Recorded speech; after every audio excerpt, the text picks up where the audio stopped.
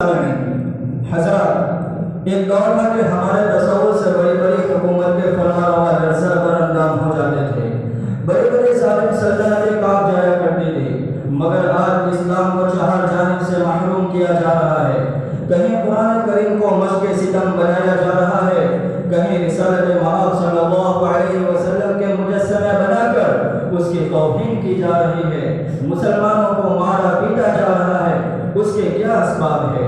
تو آئیے آنے والی تقریر سے سماعت فرمائے، جس کو پیش کریں گے درجہ عربی پنجم کے ایک طالب علم صلاح الدین موساری کے موصوف تشریف لا کر مہمانوں کی ذلت و رسوائی، مسلمانوں کی ذلت و رسوائی اور اس کے وجوہ اسباب پر تقریر پیش کریں۔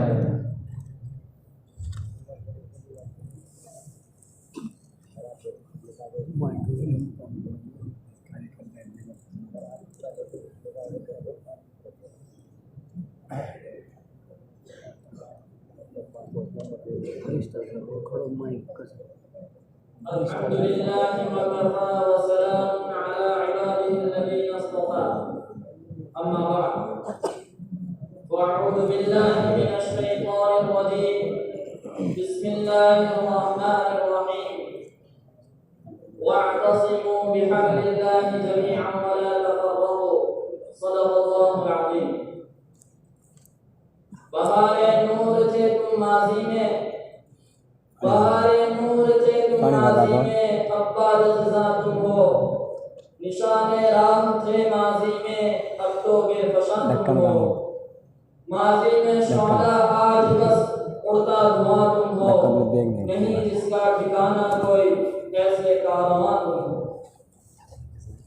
حضرات اساتذہ کرام، مہمانان اعظام اور گلشن جامعہ رشیدیہ کے عنقریب کو نور نکھت سے معمول اس پرور نظم میں ناچیز کو مسلمانوں کی ذلت اور اس کے وجوہ و اسباب پر روشنی ڈالنا ہے۔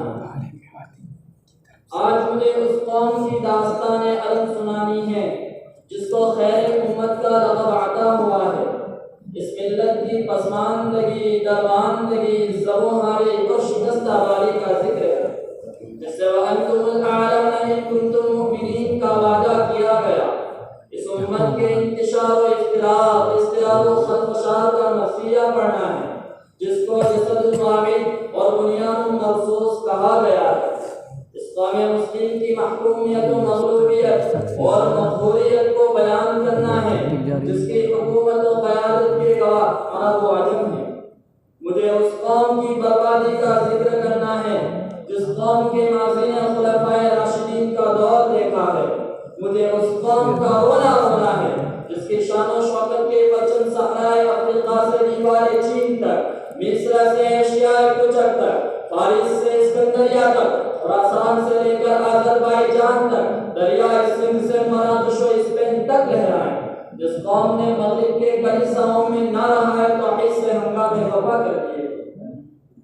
حضرات، ایک دور تھا ہمارے تصور سے بڑی بڑی حکومتوں کے فرما روا لرزہ برندام ہو جاتے تھے اور بڑی بڑی ظالم و جابر سلطنتیں کام جایا کرتی تھی۔ اسی لیے میرے قوال کو کہنا پڑا تھا، مغرب کی وادیوں میں گونجی اذان ہماری، مغرب کی وادیوں میں گونجی اذان ہماری، تھمتا نہ تھا کسی سے سیل رواں ہمارا۔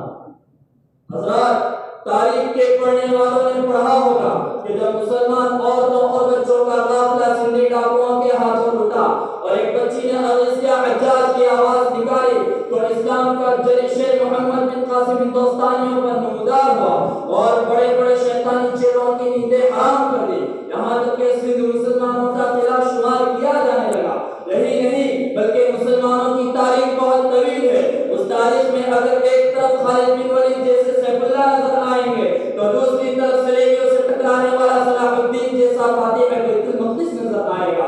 اگر مغرب کے کاشانوں میں طارق بن زیاد جیسا جاباز کمانڈر دکھائی دے گا تو دوسری طرف جلال آباد کی سرزمین پر، تو دوسری طرف جے پال کے ایوان ظلم و ستم میں زلزلہ برپا کرنے والا محمود غزنوی جیسا اولو العزم شہنشاہ بھی ملے گا۔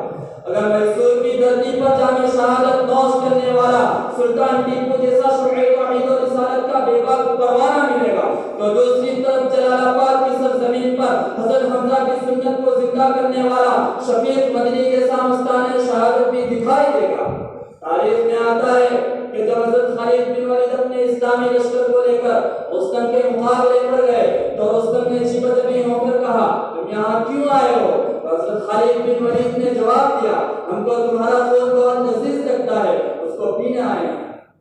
हजरत, मैं आपसे पूछना चाहता हूँ, वो कौन सी ताकत थी जिसने मुसलमानों को इतना जलील बना दिया था? हजारों मील के फासले पर भी दुश्मनों को इस अंदाज से जवाब देते थे। क्या ये इत्तेहाद और इत्तिफाक की बरकत नहीं थी? ये यकजहती और यकरंगी का फैज़ नहीं था? ये वहदत और हमआहंगी का एहसान नहीं था? क्या ये ईमान और तौहीद की ताकत नहीं थी? क्या ये आसमानी कानून नहीं था? क्या ये रब्बानी दस्तूर नहीं था जो उन्होंने अपनी जिंदगी में सजा रखा था? और यकीनन था वो कुरान का फैज़ था, कुरान की तालीमात पर अमल पेरा होना था, और वो कीमियाई दौलत इत्तेहाद और इत्तिफाक की दौलत थी। लेकिन आज ये दौलत हमसे छूट गई। आज इस मिराज को हमने ठुकरा दिया, और जब से हमने इस मिराज को गंवा दिया, हम खारे मज़ल्लत और रुसवाई की आमीज़गाह में चले गए। इसी को शायर यूं कहता है, गंवा दी हमने जो अस्लाफ से मिराज पाई थी, गंवा दी हमने जो अस्लाफ से मिराज पाई थी, सुरैया ने जमीन पर आसमां से हमको दे मारा। ए मिल्लत इस्लामिया के पासबानों, ए खालिद बिन वलीद के फर्जंदों, ए मोहम्मद बिन कासिम के पैरोकारों, ए महमूद गज़नवी के मुक्तदियों, आज इस्लाम को हर चारा जानिब से महरूम किया जा रहा है। कहीं कुरान करीम को मशक़-ए-सितम बनाया जा रहा है, कहीं रिसालत-ए-मआब सल्लल्लाहु अलैहि वसल्लम के मुजस्समे बनाकर तौहीन और इहानत की जा रही है। तुम बेदार हो जाओ, कुरान के ज़ाबितों को अपना नस्बुल ऐन बना लो, अपने अंदर इख्तिलाफ पैदा करो, अपनी तकदीर को संवारो। इसलिए कि आज दुश्मनान इस्लाम ने तुम्हारे खिलाफ कमर कस दी है।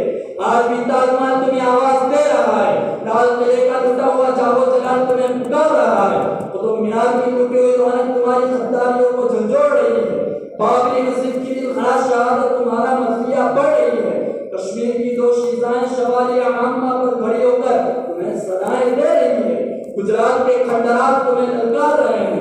कुरान और सुन्नत के दामन को थाम लो, वरना बर्मा और बोस्निया के मुसलमानों के मानी गाजर मूली की तरह काटे जाओगे और तुम्हारा कोई पुरसा में हाल न होगा। तुम अपने को ईमान की दौलत से आरास्ता कर लो, तुम अपने अंदर रूह अज़ली पैदा कर लो, तो तुम्हारा इंतजार फरोज से बदल जाएगा। सहारा अफ्रीका तुम्हारे कदमों की जात सुनने का मुश्ताक है, हवाएं तुम्हारा पैगाम पहुंचाने की आरज़ूमंद है, बहरे ज़ुल्मात तुम्हें राह देने के लिए तैयार है, सदरे तारीख तुम्हारी राह तक रहा है। फिर इंतजार क्यों है, फिर ताख़ीर क्यों है, ये गफलत क्यों है, जबकि कुरान तुम्हारे पास मौजूद है, उसकी तासीर भी बाकी है, इस्लाम भी जिंदा है। लिहाजा अगर आज भी अपने अस्लाफ की तारीख से सबक लेकर कुरान और सुन्नत के दामन को मजबूती से थाम ले, तो यकीनन फिर से वो रुझुई बहार पलट आएगी।